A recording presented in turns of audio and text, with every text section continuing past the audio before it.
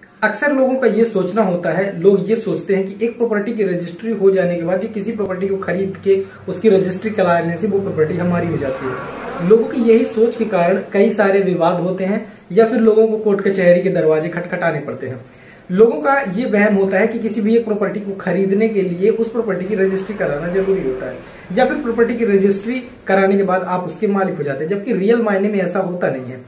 आज आपके पिताजी ने प्रॉपर्टी खरीदी, उस प्रॉपर्टी की रजिस्ट्री होने के बाद आपने उस पर घर बना लिया, आपने उस पर मकान बनाया, आप उस पर कोई भी अपना एक व्यापार करते हैं, व्यापार के साथ साथ आप उस पर निवास करते हैं या कुछ भी आप करते हैं उस प्रॉपर्टी में। लेकिन वो प्रॉपर्टी की रजिस्ट्री कराने के बाद आपके पिताजी की डेथ हो गई, आप भी उस पर रहे, आपकी डेथ हो गई, आपके बच्चे रह रहे हैं, लगभग 3 पीढ़ियां उस पर चली आ रही हैं। 3 पीढ़ियों के निरंतर चलने तक उस पीढ़ी को आपने रजिस्ट्री के तौर पर जो खरीदा वो आपके नाम पर अभी भी रजिस्टर्ड नहीं हुई। आज से 3 पीढ़ियों के बाद जब उस प्रॉपर्टी के जिसने आपको बेचा था उसके जब विधिक वारसान 3 पीढ़ी के बाद जब उस प्रॉपर्टी को सर्च करते हैं तो वो उनके उसी नाम पे शो होती है जो कि आपको बेचा गया था प्रॉपर्टी। और ऐसे सिचुएशन में वो दावा करते हैं कि आप उस प्रॉपर्टी पे मतलब अवैध रूप से कब्जा किए हुए हैं और अवैध रूप से निवास कर रहे हैं। ऐसे सिचुएशन में आपको कोर्ट कचहरी के दरवाजे खटखटाने पड़ते हैं। हाय गाइस, मैं हूं चंद्रभान चक्रवर्ती और आज की इस वीडियो पे एक ऐसी समस्या को लेकर मैं आया हूं। जैसा कि मेरे एक दोस्त ने ऐसा पूछा है मेरे से ये सवाल और उसके साथ ऐसा हुआ है। एक्चुअल मायने में क्या है कि प्रॉपर्टी तो उसके दादा के दादा ने परचेस किया था, लेकिन जब वो प्रॉपर्टी परचेस किए थे उस प्रॉपर्टी को परचेस करते टाइम उन्होंने उस प्रॉपर्टी का म्यूटेशन नहीं कराया था। प्रॉपर्टी परचेस हुई, प्रॉपर्टी परचेस होने के बाद उसका रजिस्टर्ड जो भी बैनामा हुआ, प्रॉपर्टी बैनामा हुआ, बैनामा के बाद वो प्रॉपर्टी उसके पिताजी के नाम पर आई और पिताजी के बाद इनके नाम पर आई। लेकिन जब वो प्रॉपर्टी जिसने बेची थी उसके जो बच्चों के बच्चे थे, मतलब उसके जो पोते थे, उन्होंने जब उस प्रॉपर्टी को सर्च किया लैंड रिकॉर्ड में तो वो प्रॉपर्टी उन्हीं के नाम पर शो हो रही थी, उनके दादा के नाम पर, जिन्होंने प्रॉपर्टी को बेच दी थी। अब वो प्रॉपर्टी पे दावा कर रहे हैं, उस प्रॉपर्टी पे केस चल रहा है। तो ऐसी सिचुएशन से कैसे बचा जाए, आखिर ऐसे सिचुएशन में क्या किया जाए, या फिर अगर आपने अभी तक कोई आपकी दादा की प्रॉपर्टी थी या आपके पिताजी की प्रॉपर्टी थी, किसी की भी प्रॉपर्टी थी और आप उस प्रॉपर्टी पर या तो व्यापार कर रहे हैं या तो निवास कर रहे हैं या तो कोई भी ऐसा काम कर रहे हैं, यानी कि कैप्चर किए हुए हैं, उस प्रॉपर्टी को आप अपना हक जमाए हुए हैं, तो उस प्रॉपर्टी का पुरानी रजिस्ट्री के अनुसार दाखिला कैसे कराया जाए। क्योंकि अगर आपकी प्रॉपर्टी पुरानी हो जाती है तो उसका दाखिला थोड़ा सा टफ हो जाता है कराना। ऐसा नहीं है कि नामुमकिन है या फिर होगा नहीं, जरूरी है, हो जाएगा, लेकिन थोड़ा सा प्रोसेस टफ हो जाएगी। सो आज की इस वीडियो पे मैं आपको यही बताऊंगा कि पुरानी से पुरानी रजिस्ट्री का अगर आप दाखिला कराना चाहते हैं या फिर म्यूटेशन कराना चाहते हैं या फिर फौती नामांतरण फौती नामांतरण नहीं, सैलरीड नामांतरण कराना चाहते हैं तो कैसे आपको कराना है। दोस्तों, सबसे पहले तो प्रेजेंट की बात करें तो प्रेजेंट में क्या होता है, प्रेजेंट की जो रजिस्ट्री होती है वो रजिस्टर्ड सेल डीड होती है और ऑनलाइन तरीके से उसका रजिस्ट्रेशन होता है। ऑनलाइन रजिस्ट्रेशन होने पे 15 दिन के साथ साथ रजिस्ट्री के साथ अब नामांतरण के लिए भी आपको अप्लाई करना पड़ता है। लेकिन अगर आप 15 दिन से ज्यादा, 1 महीने से ज्यादा नामांतरण के लिए टाइम लगाते हैं तो आपको लेट फीस भी देना पड़ता है। ये अभी नामांतरण का रूल्स है, यानी कि सेल डीड म्यूटेशन का रूल है। पहले के टाइम पे क्या होता था, पहले के टाइम पे रजिस्ट्री जो होती थी वो रजिस्ट्री होती थी ऑफलाइन रजिस्ट्री, और उस ऑफलाइन रजिस्ट्री के बेस पे जो दाखिला किया जाता था वो संशोधन पंजी में किया जाता था। संशोधन पंजी में एक कहा जा सकता है कि एक ऐसा ऑफलाइन दस्तावेज था, एक ऐसी किताब थी जहां पर प्रॉपर्टी के भूमि स्वामी का नाम काट कर हाथ से और जो खरीदने वाला उसका नाम लिख दिया जाता था। ये ऑनलाइन, फिर उसे ऑनलाइन किया जाता था। तो ये संशोधन पंजी होती थी। संशोधन पंजी के आधार पर अब नामांतरण ना होके अब डायरेक्ट ऑनलाइन नामांतरण होता है। तो संशोधन पंजी में तो अब बंद हो गया पुराने समय से। तो सपोज कीजिए कि अगर आपके पिताजी या आपके दादाजी या फिर कोई भी आपके घर में उस प्रॉपर्टी को खरीदा है और आज तक उस प्रॉपर्टी का म्यूटेशन नहीं हुआ, तो आप कैसे उस प्रॉपर्टी का म्यूटेशन कराएंगे। सबसे पहली बात, तो अगर आप मॉडर्न तरीके से प्रॉपर्टी खरीदते हैं, अगर आप अभी के तरीके से ऑनलाइन रजिस्ट्री के माध्यम से खरीदते हैं, तो इसके लिए आप अपने अंचल कार्यालय, तहसील कार्यालय में तहसीलदार के पास एक एप्लीकेशन देंगे, ऑनलाइन तरीके से या ऑफलाइन तरीके से। सेल डीड म्यूटेशन का एप्लीकेशन कैसे देना है ये बताने की जरूरत नहीं है, मेरे चैनल पे ऑलरेडी 3 से 4 वीडियोस पड़े हुए हैं, उन्हें आप देख सकते हैं। सबसे पहली बात, अगर पुरानी जमीन की आपको कराना है म्यूटेशन, सेल डीड म्यूटेशन, तो इसके लिए आपको क्या करना होगा। तो सबसे पहले तो आप अपने तहसीलदार के पास एक बार एप्लीकेशन दे के देखिए। उस पुरानी डीड के अनुसार सबसे पहले तो उसकी जरूरत आपको पड़ेगी, जो डीड है, जैसे कि आप जिस जमीन पे रह रहे हैं भले वो दूसरे के नाम पर शो हो रही है, लेकिन अगर आपके पिताजी ने, आपके दादाजी ने उस प्रॉपर्टी को खरीदा तो उसकी जो सेल डीड है वो आपके पास तो होगी। उस सेल डीड के बेस पे आप एक बार म्यूटेशन के लिए एप्लीकेशन देकर देखिए। सबसे पहले आप एप्लीकेशन दीजिए तहसीलदार के पास। अगर तहसीलदार कहता है कि इसकी डेट ज्यादा हो गई है, यानी कि जैसे 30 साल हो गए, 40 साल हो गए, प्रॉपर्टी का म्यूटेशन नहीं हुआ, अगर तहसीलदार कह रहा है कि इसकी डेट ज्यादा हो चुकी है, तब आपको क्या करना है। अगर तहसीलदार कर देता है तो ज्यादा अच्छी बात है। तहसीलदार के पास पुरानी रजिस्ट्री का म्यूटेशन कराने के लिए आपको तहसील ऑफिस में या तहसीलदार के समक्ष एक म्यूटेशन का एप्लीकेशन देना है। म्यूटेशन एप्लीकेशन कैसे बनाना है ये मैं अभी आपको लास्ट में वीडियो में बताऊंगा। तो सबसे पहले आप म्यूटेशन के लिए तहसीलदार के पास एक रजिस्टर्ड अपना जो सेल डीड है उसके साथ एप्लीकेशन के साथ विधिवत सारे डॉक्यूमेंट इनक्लोज करके एप्लीकेशन दीजिए। अगर तहसीलदार एग्री करता है कि उस प्रॉपर्टी का म्यूटेशन कर देता है तो वेल एंड गुड है, अगर नहीं करता तो आपको सिविल कोर्ट जाना पड़ेगा। तो इस वीडियो के लास्ट पे मैं आपको बताऊंगा कैसे इसका एप्लीकेशन बनाना है।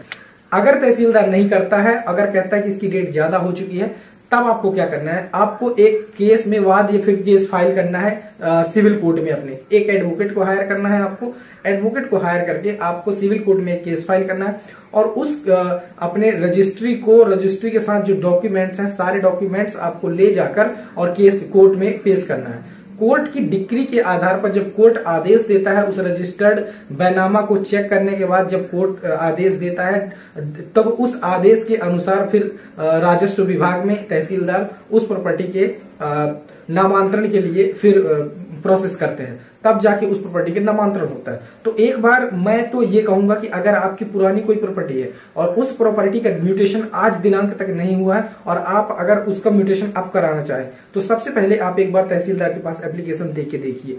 अगर प्रॉपर्टी का एप्लीकेशन तहसीलदार नहीं करता है एक्सेप्ट और म्यूटेशन के लिए अगर बोलता है कि बहुत पुरानी जमीन है, तो आप फिर उसके लिए एक एडवोकेट को हायर कीजिए। एडवोकेट को हायर करके आप सिविल कोर्ट में इसका केस फाइल कीजिए। केस फाइल करने के बाद सिविल कोर्ट डिक्री पारित करता है। डिक्री के बेस पे उस प्रॉपर्टी का फिर सैलरी नामांतरण हो जाएगा। और बहुत बार तो ऐसा भी होता है कि तहसीलदार कर भी देता है, ऐसा नहीं, गुडविल में हो भी जाता है। तो पहले एक बार आपको अपनी तहसील में कोशिश करनी चाहिए, जब नहीं होता तब आप सिविल कोर्ट में कर सकते हैं। सो गाइस, आज का ये वीडियो बनाने का मेन मकसद ये था कि आप एक बार उस प्रॉपर्टी को चेक कीजिए जहां भी आप रहते हैं, और अगर आपकी वो प्रॉपर्टी दूसरे के नाम पर शो हो रही है, अगर आपके दादाजी पिताजी किसी ने भी खरीदा है, तो उस प्रॉपर्टी का म्यूटेशन आप अब करा लीजिएगा। चलिए चलते हैं, देखते हैं कैसे इसका एप्लीकेशन बनाना है और कैसे तहसीलदार के पास पुरानी प्रॉपर्टी की म्यूटेशन के लिए एप्लीकेशन सबमिट करना है। डिस्क्रिप्शन में आपको एक डॉक्यूमेंट का लिंक मिल जाएगा। इस डॉक्यूमेंट का लिंक मैं आपको दे दूंगा। टेलीग्राम चैनल पे भी आपको ये डॉक्यूमेंट मिल जाएगा, या फिर टेलीग्राम चैनल का लिंक ही मैं दे दूंगा डिस्क्रिप्शन में, तो आप इस डॉक्यूमेंट को वहाँ से डाउनलोड कर सकते हैं। ये डॉक्यूमेंट है आपका पुराना प्रॉपर्टी की रजिस्ट्री बैनामा का नामांतरण कराने के लिए। इसे आपको ऐसे बनाना है जैसे यहाँ पर ये लिखा है समक्ष न्यायालय। इसकी वर्ड फाइल मैं दे दूंगा, इसे आप डाउनलोड करके अपने अकॉर्डिंग डेटा फिल कर लीजिए, बस हो गया। जैसे इसमें लिखा है समक्ष न्यायालय श्रीमान तहसीलदार महोदय तहसील, तो यहाँ पर आपको तहसील का नाम लिखना है। यहाँ पर अपना जिला रिप्लेस कर लेना है और यहाँ पर स्टेट रिप्लेस कर लेना है। कोई मैटर नहीं करता कि आपका तहसील या स्टेट क्या है, वो आप यहाँ पर रिप्लेस बस कर लीजिए। राजस्व प्रकरण क्रमांक को आपको ऐसे ही छोड़ देना है। इसके बाद एप्लीकेंट में आपको किसी एक आदमी को एप्लीकेंट बना देना। फॉर एग्जांपल आपने प्रॉपर्टी खरीदी थी, तो आप यहाँ पर एप्लीकेंट बना दीजिए, अपने आप को बना दीजिए। अपनी एज लिखिए, यहाँ पर कहाँ के रहने वाले हैं, आपकी तहसील जिला क्या लगता है वो आप यहाँ पर लिख सकते हैं। विरुद्ध में आपको मध्य प्रदेश शासन या जिस भी स्टेट की प्रॉपर्टी है या फिर आप जिस स्टेट से बिलोंग करते हैं उसको वर्सेस में रख देना है। इसके बाद विषय में लिखना है रजिस्टर्ड बैनामा के आधार पर नामांतरण किए जाने हेतु महोदय आवेदक सविनय निवेदन करता है कि पहला यह कि आवेदक उपरोक्त पते का स्थायी निवासी है, जो कि आप यहाँ पर देंगे। इसके बाद यह कि ग्राम खालिस्तान पटवारी हल्का नंबर राजस्व निरीक्षक तहसील जिला खालिस्तान में स्थित भूमि खसरा नंबर ये रकबा ये हेक्टेयर वर्तमान राजस्व रिकॉर्ड में खालिस्तान पिता खालिस्तान के नाम पर भूमि स्वामी स्वतः पर राजस्व अभिलेखों में दर्ज है। अब यहाँ पे थोड़ा सा समझने वाली चीज़ है, ये जहाँ का ये आपकी प्रॉपर्टी है, जिस ग्राम की प्रॉपर्टी है, जैसे कि जिस तहसील के अंदर, एक तहसील के अंदर बहुत सारे गांव होते हैं, तो उस गांव के अंदर उस तहसील के अंदर किस गांव के अंदर आपकी प्रॉपर्टी आती है। जैसे कि एक कोई तहसील है, उसके अंदर 65 गांव है, तो उन 65 गांव में से किस गांव के अंदर आपकी प्रॉपर्टी है, तो उस गाँव का नाम, उसका पटवारी हल्का नंबर क्या है, उसका राजस्व निरीक्षक मंडल क्या है, उसकी तहसील क्या लगती है, ये आपको रजिस्ट्री में सब मिल जाएगा। उसका जिला और स्टेट यहाँ पर आप रिप्लेस करेंगे और यहाँ पर उसका खसरा नंबर आपको रिप्लेस कर लेना है उस प्रॉपर्टी का। उसका रकबा क्या है वो आप यहाँ पर रिप्लेस करेंगे। इसके बाद जिससे प्रॉपर्टी खरीदी गई थी उस टाइम पे, जिसने प्रॉपर्टी उस टाइम पे बेची थी, वो प्रॉपर्टी पहले किसकी थी उसका नाम और यहाँ पर उसके पिता का नाम लिखना है जैसे अभिलेखों में दर्ज थी। तीसरा आपको लिखना यह कि खंडिका क्रमांक 2 में वर्णित ये खंडिका क्रमांक 2 भूमि का विक्रय विक्रेता खालिस्तान के द्वारा, यहाँ पर जो ये विक्रेता है उसका नाम लिखना है जो बेचा था उस टाइम प्रॉपर्टी।